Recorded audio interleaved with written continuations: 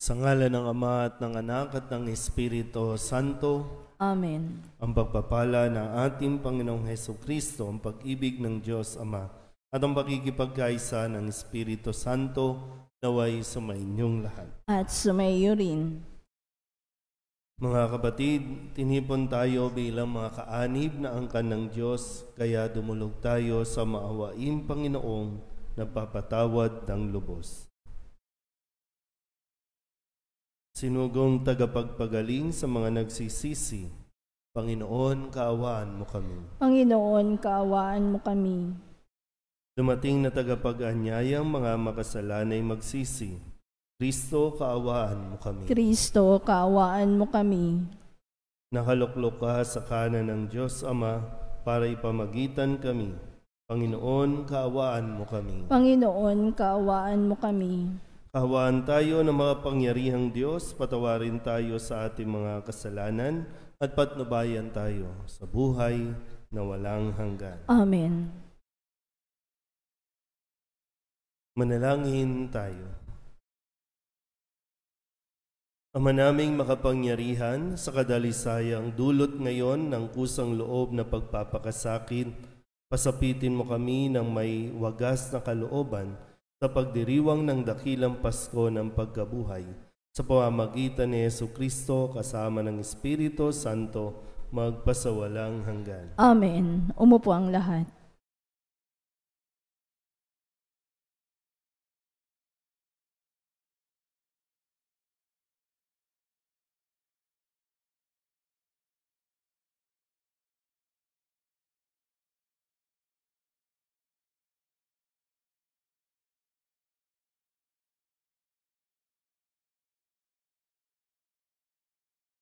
Pagbasa mula sa aklat ng Henesis. Mas mahal ni Israel si Jose kaysa ibang mga anak, sapagkat matanda na siya nang ito'y isinilang. Iginawa niya ito ng damit na mahaba at may manggas. Dinamdam ito ng kanyang mga kapatid at ayaw nilang pakisamahang mabuti si Jose. Nasa Sikem ang mga kapatid ni Jose at doon inaalagaan ang kawan ng kanilang ama. Sinabi ni Israel, "Gumayak ka at sumunod sa iyong mga kapatid." Sumunod si Jose at natagpuan ang mga kapatid sa dutan. Malayo pa siya'y natanaw na ng mga ito. Nagkaisa silang patayin siya. Sinabi nila, "Ayan na ang mapanaginipin. Patayin natin at ihulog sa balon at sabihing sinila ng mabangis na hayop." Tingnan natin kung ano ang mangyayari sa kaniyang mga panaginip. Narinig ito ni Ruben at binalak na iligtas si Jose. Sabi niya, Huwag natin patayin. Huwag natin siyang pagbuhatan ng kamay. Ihulog na lamang natin sa balon." Sinabi niya ito sapagkat ang balak niya ay iligtas ang kapatid. Paglapit ni Jose, hinubdan nila ito at inihulog sa isang tuyong balon. Habang sila'y kumakain, may natanaw silang pangkat ng mga Ismaeletang mula sa Galaad. Ang kanilang mga kamilyo ay may kargang mga gagawing pabango at dadalhin sa Ehipto. Sinabi ni Hoda sa kanyang mga kapatid, "Wala tayong mapapala kung patayin natin ang ating kapatid. Mabuti pa'y ipagbili na lamang natin siya sa mga Ismaeleta kaysa ating saktan. Ya'y kapatid din natin, laman ng ating laman at dugo ng ating dugo." At sila'y nagkasundo. Nang malapit na ang mga mangangalakal, inihaon nila si Jose at ipinagbili sa halagang 20 perasong pilak. At si Jose dinala ng mga Ismaelita sa Ehipto.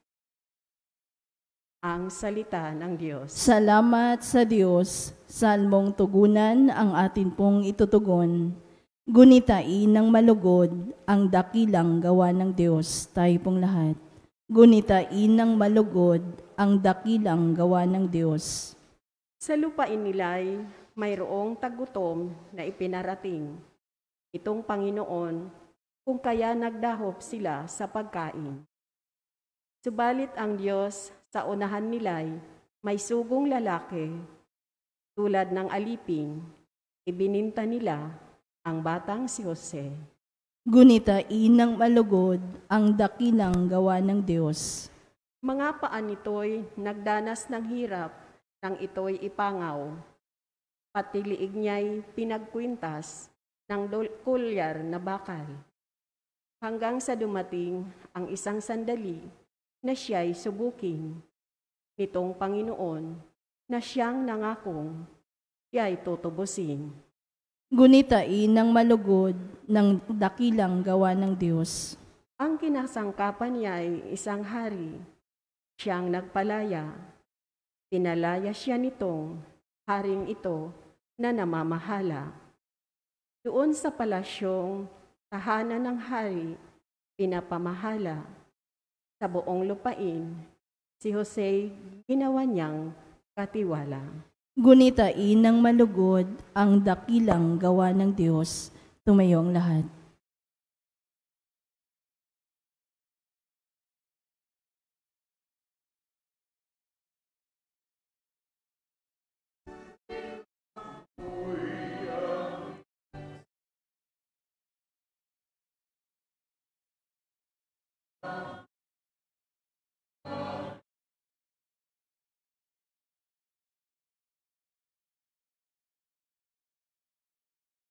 Sumainyo ang Panginoon. At sumayo rin. Ang mabuting balita ng Panginoon ayon kay San Mateo. Papuri sa iyo, Panginoon.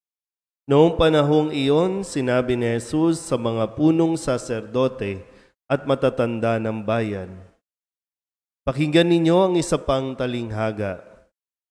May isang taong nagtanim ng ubas sa kanyang bukid at ito'y binakuran niya. Gumawa siya roon ng pisaan ng ubas at nagtayo ng isang mataas na bantayan. Pagkatapos, kanyang iniwan sa mga kasama ang ubasan at siya'y nagtungo sa ibang lupain. Nang dumating ang panahon ng pitasan, pinapunta ng may-ari ng ubasan ang kanyang mga alipin upang kunin sa mga kasama ang kanyang parte. Ngunit sinunggaban ng mga kasama ang mga alipin. Binugbog nila ang isa, pinatay ang ikalawa, at binato naman ang ikatlo. Pinapunta uli ng may-ari ang mas maraming alipin, ngunit gayon din ang ginawa ng mga kasama sa mga ito. Sa kahuli-hulihay, pinapunta niya ang kanyang anak na lalaki. Igagalang nila ang aking anak, wika niya sa sarili. Ngunit nang makita ng mga kasama ang anak, sila'y nag-usap-usap. Ito ang tagapagmana. Halikayo, patayin natin na mapasa atin ang kanyang mamanahin. Kaya't siya'y sinunggaban nila. Inilabas sa ubasan at pinatay. Pagbalik ng may-ari ng ubasan, ano kaya ang gagawin niya sa mga kasamahang iyon? Sumagot sila, lilipulin niya ang mga buhong na iyon at paaalaghaan ang ubasan sa ibang kasama na magbibigay sa kanya ng kaparte sa panahon ng pamimitas. Tinanong sila ni Jesus, "Hindi pa ba ninyo nababasa ang talatang ito sa kasulatan? Ang batong itinakwil ng mga tagapagtayo ng bahay ang siyang naging batong panulukan. Ginawa ito ng Panginoon at ito'y kahanga-hanga. Kaya nga sinasabi ko sa inyo, hindi na kayo ang paghaharian ng Diyos, kundi ang bansang maglilingkod sa Kanya ng tapat." Narinig ng mga punong saserdote at ng mga Pariseyo ang mga talinghaga ni Jesus at naunawaan nilang sila ang pinatatamaan niya. Dadakpin sana nila siya, ngunit natakot sila sa mga tao sapagkat kinikilala ng mga ito na propeta si Jesus. Ang mabuting balita ng Panginoon. Pinupuri ka namin, Panginoong Hesukristo. Umupo ang lahat. Isang mapagpalang araw po sa inyong lahat. Siguro naman po at nawa malinaw sa atin na anumang mayroon tayo ay hindi ito atin. Ito ay biyaya ng Diyos na ipinagkaloob sa atin. Lahat ng mayroon tayo galing sa Diyos. Ang mayroon lang tayo na hindi galing sa Diyos ay kasalanan. Malinaw po ba? Kaya iwasan natin na ang maging dahilan ng ating pag-aaway-away, lalo tigit sa loob ng pamilya, ay ang mga material na bagay, ang mga ari-arian. Tingnan po natin. Sa unang pagbasa, ito ang kwento ng magkakapatid, mga anak ng Israel o ni Israel. Israel at si Jacob ay iisa. So, meron siyang anak at ang pinakabunso ay si Jose. Yung tinatawag na Joseph the Dreamer, yung mapanaginipin. Pero dahil nga si Jose ang pinakabata at naging anak sa katandaan, kaya't pakiramdam ni Israel ay ibigay sa kanya yung mga bagay na mahalaga, magaganda, yung espesyal. Kung kaya nagkaroon ng selosan sa magkakapatid. Yung selos na umabot sa punto na hinangad nilang ipapatay ang kanilang mismong kapatid. Siguro, baka naisip din nila, pag nasundan ninyo ang kwentong ito, inakala kasi nila na mapupunta kay Jose ang kayamanan ng kanilang ama. Dahil nga nasa kanya yung parang siya yung apple of the eye, siya yung favorite. Ganun din naman, sabi sa Ebanghelyo, yung mga pinagkatiwalaan ng isang ubasan na ngayon ay hinihingi lang yung kaparte pero ayaw nang ibigay at nang ipadala ang kanyang mismong anak, ang sabi, siya ang tagapagmana. Patayin natin para mapasa atin ang mana. Yung selos na uuwi sa pagkaganid. Gusto natin tayo lang. Gusto natin tayo ang mayroon ng higit sa iba. Ngayon, kumusta po ba sa mga pamilya? Sa inyo po? Tumandaan at lahat, yung mga selosan noon, balikan natin ng konti, yung selosan na hindi ikaw yung binigyan ng damit. Hindi ikaw yung may bagong damit. Pero dinamdam mo, kinimkim mo, hanggang ngayon, dala-dala mo. Hindi ikaw ang pinasalubungan. Nainggit ka sa kapatid mo, pwedeng dahil may award, nanalo sa contest, pinaghanda ng birthday, tapos ikaw, nag-self-pity, kawawa naman ako. Siya na lang lagi, siya yung favorite. O wala.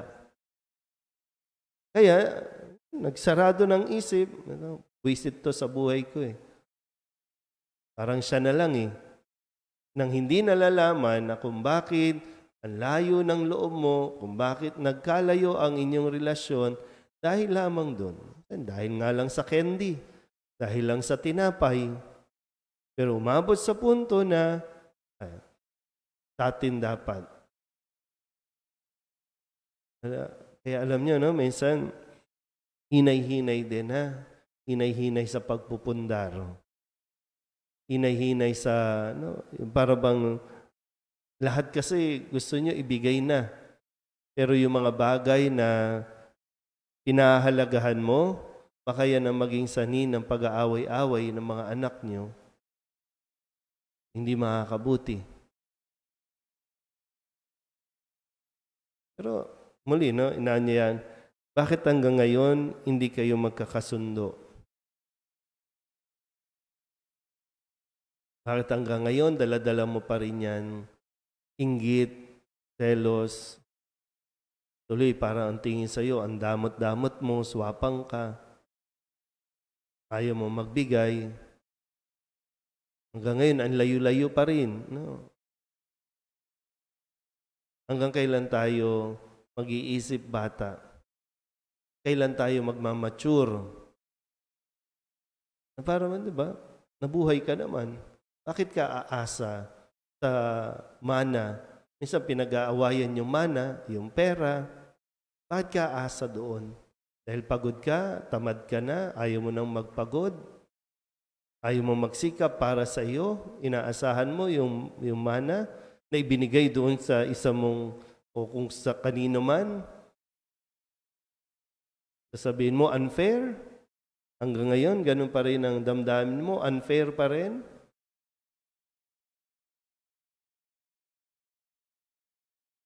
Maganda po, no, mapagnilayan natin ito.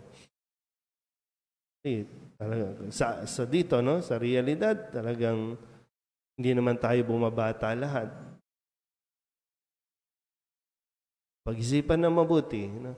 Pagnilayan ang mga dahilan ng ating pag-aaway-away. Pag-isipan din natin kung bakit tayo magiging ganid sa bagay na hindi naman atin. Bakit natin aangkinin ng mga bagay na hindi naman talaga sa atin sa simula pa lang? Ano? Naintindihan po ba? Kung gusto niyo pa rin mamuhay sa nakalipas, nasa sa inyo na po yan. Sana po, no? Mas pag-ukulan natin ng pansin ang mga bagay na higit na mahalaga kaysa sa mga material na bagay na hindi naman talaga magdudulot ng kaligayahan sa tao. Amen?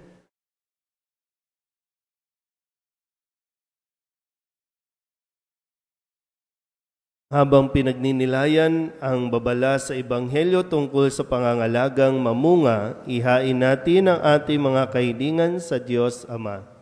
Ang ating pong itutugon, Panginoon, dinggin mo ang aming panalangin. Panginoon, dinggin mo ang aming panalangin.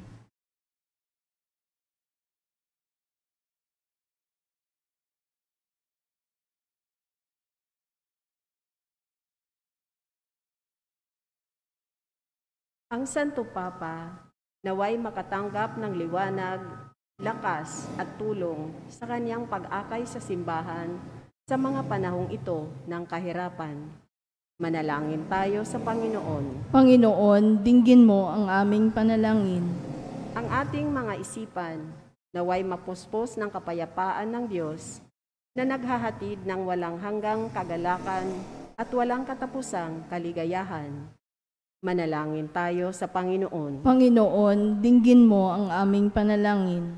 Sa ating mga sariling buhay, naway makapagbigay tayo ng bunga ng pag-ibig, pagpapatawad, katarungan at kapayapaan.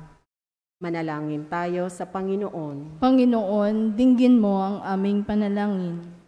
Ang mga may sakit at nagdurusa, naway hindi panghinaan ng loob sa gitna ng kanilang dinaranas na mga pagsubok at sa halip ay palakasin ng salita ng Diyos.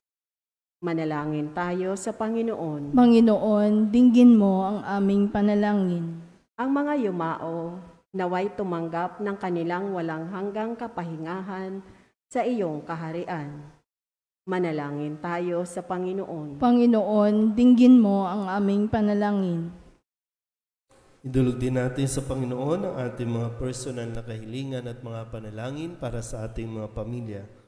Ganon din ang mga kahilingan ng mga nanonood sa online.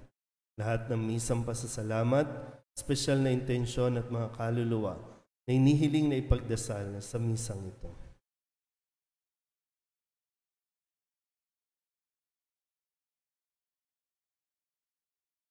Ang lahat ng ito inihiling namin sa ngalan ni Kristong aming Panginoon. Amen. Umupo ang lahat.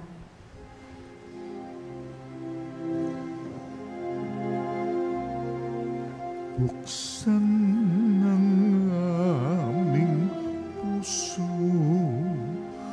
turuan mong mag-alam sa bawat pagkukuro,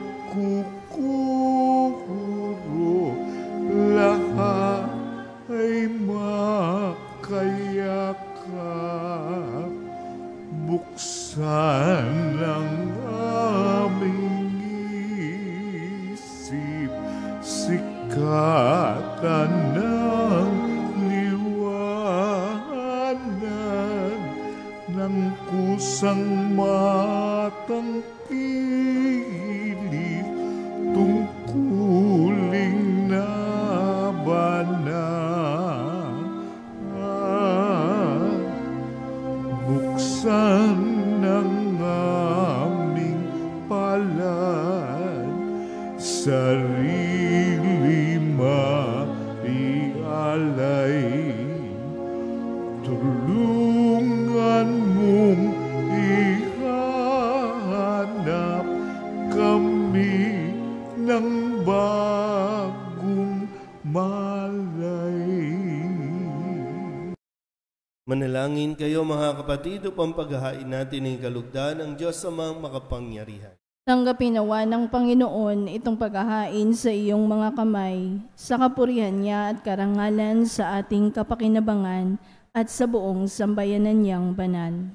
Ama naming lumikha, pangunahan nawa kami ng iyong kagandahang loob sa aming paghahain bilang iyong mga lingkod, upang sa matapat na pamumuhay kami maitaguyod sa pamamagitan ni Jesucristo kasama ng Espiritu Santo magpasawalang hanggan. Amen. Sumainyo ang Panginoon. At sumayo rin. Itaas sa Diyos ang inyong puso at diwa. Itinaas na namin sa Panginoon. Pasalamatan natin ang Panginoong ating Diyos. Marapat na siya ay pasalamatan. Ama naming makapangyarihan, tunay ngang marapat na ikaw ay aming pasalamatan sa pamamagitan ni Jesucristo na aming Panginoon.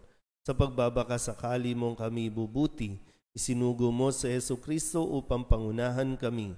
Bilang pagsunod sa iyong atas na bigay, ipinahayag ng iyong anak ang iyong kalooban na ang mga apit-dukha ay kanyang damayan. Ngayon ay iyong inihahandog ang pagkakataong aming maisaloob ang kanyang ganap at kusang paglilingkod upang sa iyo'y lagi kaming makasunod. Kaya kaisa ng mga anghel ang sisiawit ng papuri sa iyo nang walang humpay sa kalangitan. Kami nagbubunyi sa iyong kadakilaan.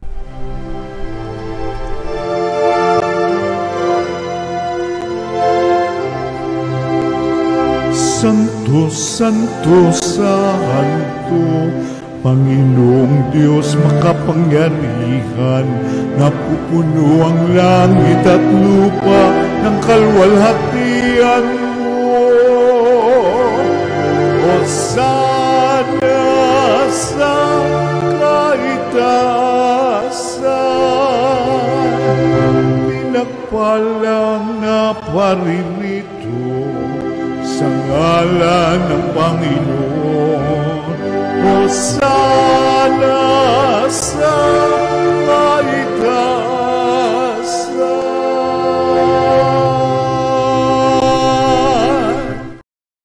Ama naming banal, ikaw ang bukal ng tanang kabanalan. Kaya't sa pamamagitan ng iyong Espiritu, gawin mong banal ang kaloob na ito upang para sa aming maging katawan at dugo ng aming Panginoong Hesukristo. Bago niya pinagtiis ang kusang loob na maging handog, inawakan niya ang tinapay, pinasalamatan kaniya, pinaghati-hati niya iyon, iniabot sa kanyang mga alagad at sinabi, "Tanggapin ninyong lahat ito at kanin, ito ang aking katawan na ihahandog para sa inyo."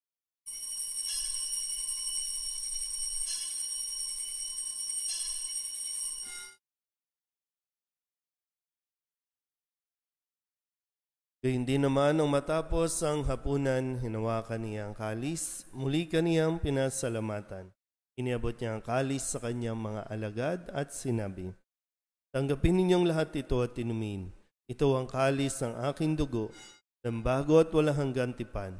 Ang aking dugo na ibubuhos para sa inyo at para sa lahat sa ikapagpapatawad ng mga kasalanan. Gawin ninyo ito sa pag-alaala sa akin."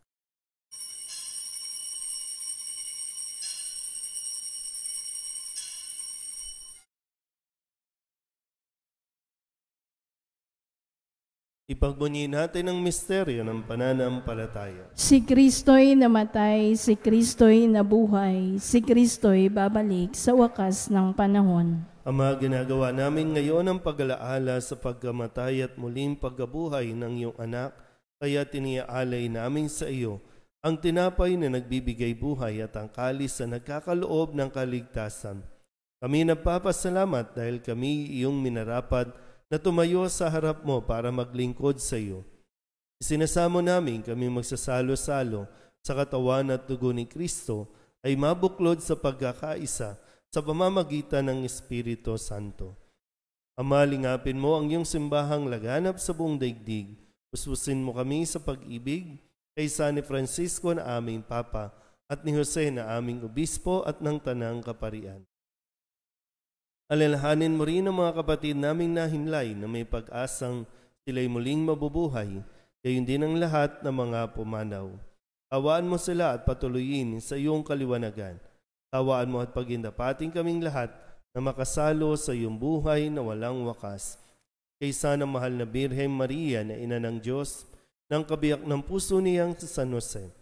Kaysa ng mga apostol at ng lahat ng mga banal na namuhay dito sa daigdig ng kalugod-lugod sa iyo, may pagdiwang nawa namin ng papupuri sa ikararangal mo sa pamamagitan ng iyong anak, aming Panginoong Heso Kristo. Sa pamamagitan ni Kristo, kasama niya at sa Kanya, ang lahat ng parangal at papuri ay sa iyo, Diyos Amang makapangyarihan, kasama ng Espiritu Santo, magpasawalang hanggan. Amen. Amen.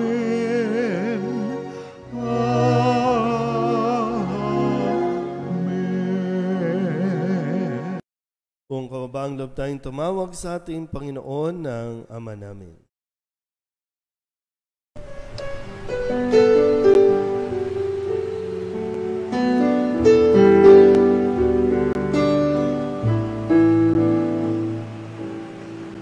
Ama namin, sumasalangit ka, sambahin ang ngalan mo, mapasa amin ang kaharian mo, sundin ang loob mo, dito sa lupa para ng sa langit. Bigyan mo po kami ngayon ng aming kakanin sa araw-araw at patawarin mo kami sa aming mga sala, para ng pagpapatawan namin sa nagkakasala sa amin, at huwag mo kaming ipagdulot sa tukso,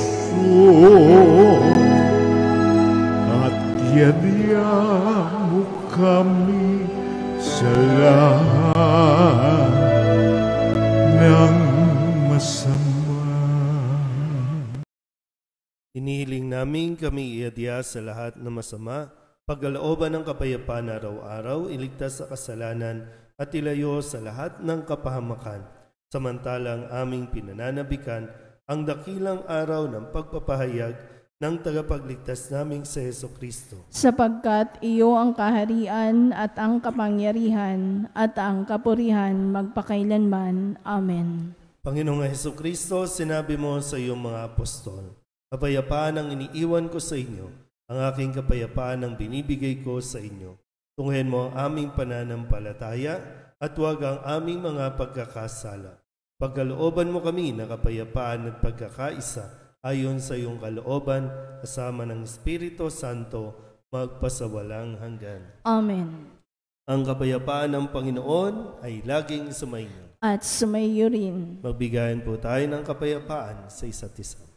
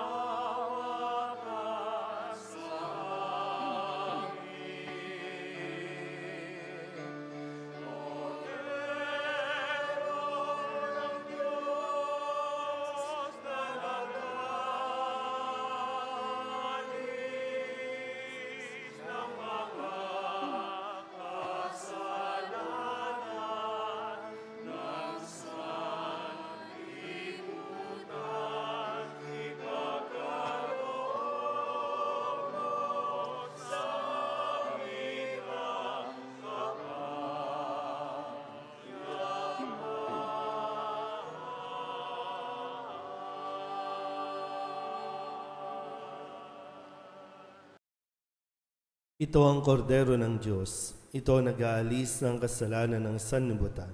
Mapalad ang mga inanyayahan sa kanyang piging. Panginoon, hindi ako karapat-dapat na magpatuloy sa iyo. Ngunit sa isang salita mo lamang ay gagaling na ako. Tawa ni Kristo. Amen.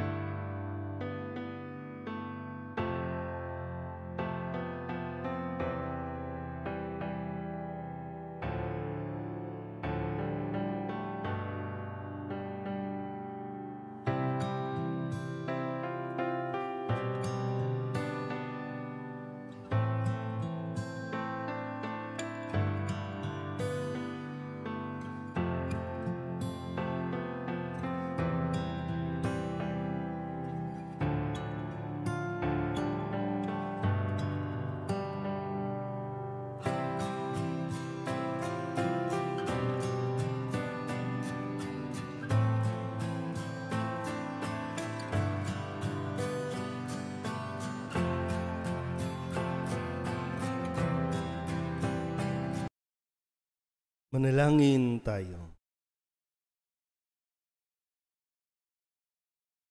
Ama naming mapagmahal, pagkatanggap namin sa banal na pakikinabang, marapatin mong tahakin namin at sapitin ang kaligtasang iyong ibinigay sa amin. Sa pamamagitan ni Jesucristo, kasama ng Espiritu Santo, magpasawalang hanggan. Amen. Sumainyo ang Panginoon At sumayo rin. at pagpalain kayo ng makapangyarihang Diyos, Ama at Anak at Espiritu Santo. Amen. Tapos sa banal na misa, humayo tayo sa kapayapaan ni Kristo. Salamat sa Diyos. Magandang umaga po. Morning, Father. Nuestro Padre Jesus Nazareno, sinasamba ka namin, pinipintungo ka namin, aral mo ang aming buhay at kaligtasan. Nuestro Padre Jesus Nazareno, iligtas mo kami sa kasalanan. Ang krus mong kinamatayan ay sagisag ng aming kaligtasan. Nuestro Padre Jesus Nazareno, dinarangal ka na amin. Nuestro Padre Jesus Nazareno, nilulwalhati ka namin. Nuestro Padre Jesus Nazareno, dinarangal ka na amin. Nuestro Padre Jesus Nazareno, nilulwalhati ka namin.